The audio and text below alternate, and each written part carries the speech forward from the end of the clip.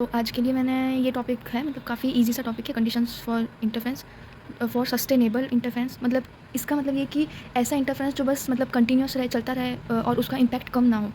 तो इसके लिए अपने को कंडीशंस देख रहे हैं। तो बेसिकली ये तो है ही कि दोनों कोहेरेंट सोर्सेस होने चाहिए। जो इंटरफेरेंस के लिए भी कंडीशन है ही कि कोहेरेंट सोर्सेस होने चाहिए और मतलब डिपेंडेंट होने चाहिए। अब जो इंडिपेंडेंट अगर सोर्सेस होंगे तो उनसे सही इंटरफेरेंस नहीं मिलेगा, मतलब उनके जो फ्रिंजेस बनेंगे वो सही नहीं बनेंगे स्क्रीन के ऊपर।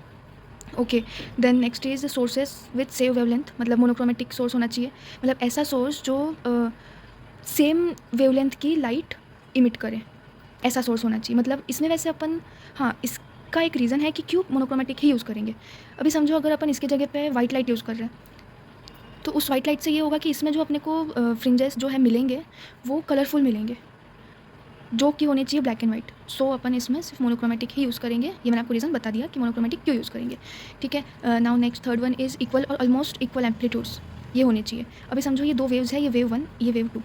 इसका एम्पलीट्यूड है A1, इसका एम्पलीट्यूड है A2 और ये ऑलमोस्ट सेम है या फिर मतलब सेम ही है मान सकते हैं, A1 और A2।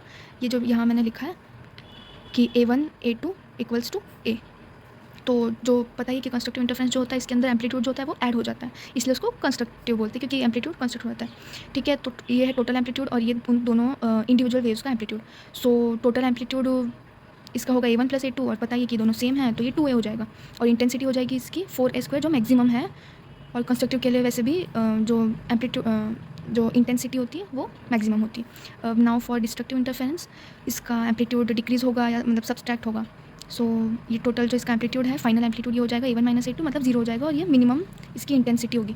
मतलब ये पता ही है ना कि कंस्ट्रक्टिव में जो है वो मैक्सिमम इंटेंसिटी होगी, इसलिए इसमें ब्राइट फ्रिंजेस बनते हैं। ओके, क्लियर है। और जो डिस्ट्रक्टिव इंटरफेरेंस होता है इसकी इंटेंसिटी एकदम मिनिमम है। इंटेंसिटी मतलब किसी भी, अभी कोई बल्ब है तो उसकी इंटेंसिटी अपन कैसे बताएंगे कि जब अपन वो बल्ब चालू कर रहे हैं तो जो कोई शीट है या कोई दीवार है तो उस पर उसका कितनी रोशनी उसकी उस पर दिख रही है। तो कुछ अपन देखते हैं कि बहुत लो बल्ब होते हैं, कुछ काफ़ी ब्राइट होते हैं, तो यही है कि इस वाले में एकदम मिनिमम इंटेंसिटी होगी। ओके, और ये है कि अब जब इसकी इंटेंसिटी मैक्सिमम है, इसकी मिनिमम है, तो ये बहुत सही चीज़ है कि एक ही इंटेंसिटी मैक्सिमम है और मिनिमम है, क्योंकि इनसे क्या होता है कि ये कॉन्ट्रास्टिंग फ्रिंजेस बनाता है। जब अपन इसको देखते हैं तो इसमें कॉन्ट्रास्टिंग दिखते हैं, मतलब इसमें ब्राइट दिखता है, इसमें डार्क दिखता है, तो अपन इसमें काफ़ी अच्छे से डिफ्रेंशिएट कर सकते हैं कि इसमें ब्राइट हो गया, इसमें डार्क हो गया। ओके, और ये तो है ही कि फेज डिफरेंस कांस्टेंट है और होना भी चाहिए, एज वी सेड कि कोहेरेंट सोर्सेस है। Now next is sources must be very close to each other. मतलब जो दो सोर्स यूज़ कर रहे हैं, मतलब ये एक सोर्स यहाँ, एक सोर्स यहाँ, तो ये दोनों पास होने चाहिए, मतलब ज़्यादा दूर नहीं होने चाहिए, जिससे कि ये वाइड फ्रिंजेस बनाएंगे। अगर मतलब पास है सोर्सेस तो फिर जो फ्रिंजेस बनेगी वो वाइड बनेगी और देखने में आसानी होगी। Now fifth one is sources should be point sources. अब इसमें पॉइंट सोर्सेस क्यों यूज़ होंगे इसका भी रीज़न बता दूँ तो कि क्लैरिटी मिलेगी फ्रिंजेस में, मतलब क्लियर फ्रिंजेस दिखेंगे अपने को जब अपन उनको एक शीट पे या किसी स्क्रीन पे देखने की कोशिश करेंगे, तो ये काफ़ी क्लियर फ्रिंजेस इसके फॉर्म होंगे। Now next is distance between और separation between source and screen should be large. अब ये तो है ही कि देखो जितना पास सोर्स और जितनी मतलब सोर्स और स्क्रीन जितनी पास होगी तो उतना ही वो ब्लरी सा इफेक्ट दिखेगा, सही है। तो और जितना वो दूर, मतलब ज़्यादा दूर भी नहीं होना चाहिए, ज़्यादा पास भी नहीं होना चाहिए, कि ठीक ठाक उसमें डिस्टेंस होना चाहिए कि वो ब्लरी भी ना दिखे और एकदम अगर ज़्यादा दूर रख देंगे तो दिखेगा ही नहीं, तो इसलिए सेपरेशन लार्ज होना चाहिए।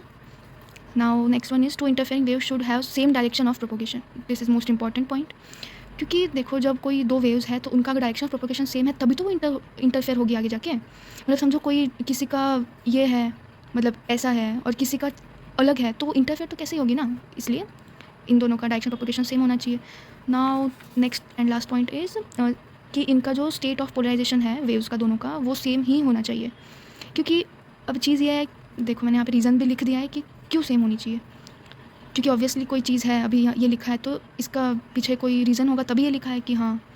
तो यह है कि polarise light waves having their vibration propagation directions parallel to each other can combine to produce interference. सही है, इजी लैंग्वेज में लिखा है, समझ गए होंगे। नाउ नेक्स्ट इज़, अब देखो जब दोनों पैरेलल है, मतलब पैरेलली पोलराइज्ड है दोनों वेव्स, तो ये कंबाइन करके और इंटरफेरेंस मतलब हो जाएगा इनका। अब अगर परपेंडिकुलर है तो ये दोनों इंटरफेयर हो ही नहीं पाएगी। जब ये ऐसी है तो ये कैसे इंटरफेयर हो पाएगी। सो एंड डिफरेंट मतलब डायरेक्शन अगर इनकी अलग होगी तो ये वेव जो है ये ऑपोजिट फेज में मिलेगी, तो पैटर्न ना कम्प्लीटली डार्क होगा ना ब्राइट होगा, और इसमें अपन फिर डिफरेंशिएट नहीं कर पाएंगे कि हाँ, मतलब अपने को पैटर्न ही नहीं मिलेगा ना सही से, मतलब थोड़ा सा डार्क है फिर ब्राइट है, थोड़ा डार्क है ब्राइट है, सो ये इसमें अपन देख नहीं पाएंगे सही से पैटर्न। So thank you.